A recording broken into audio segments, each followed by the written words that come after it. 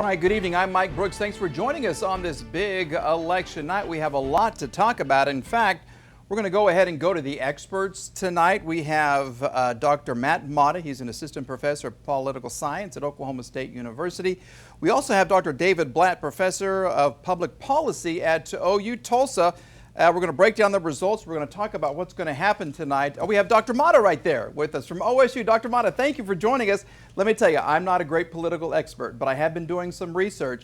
And let's talk about the importance. I wish we could talk about the importance of Oklahoma. That's not going to really happen tonight. But let's talk about some of the southern states, okay? Let's talk about Georgia. We have Florida, and we have, I believe, it is North Carolina. These are three states that we're watching very closely. Am I correct? Absolutely. Polls close in Georgia in about 30 seconds. And when that happens, Georgia, unlike some of the other very contentious states in this election, at least for the presidential election, tabulates and pre-processes the ballots today. So the early ballots today. So we should actually have some results from Georgia fairly soon.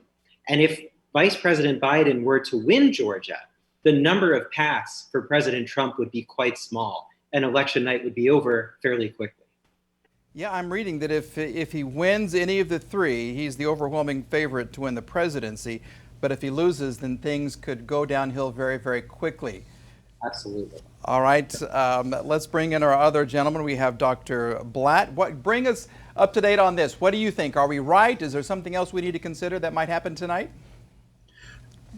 I mean, there's a lot of scenarios. I think one of the biggest scenarios is just whether we will have clear winner tonight, or whether we will see in a whole bunch of the states that, unlike Georgia, Florida, North Carolina, the states in the Midwest do not expect to have full tallies because they have not begun. In some cases, Pennsylvania has not begun to count their absentee ballots and won't until tomorrow.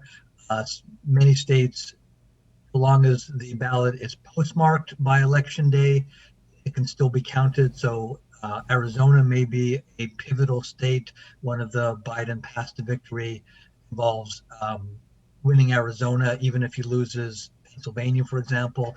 So there's a number of scenarios in which we could well go to bed this evening or early in the morning or late in the morning, still not knowing who the winner is.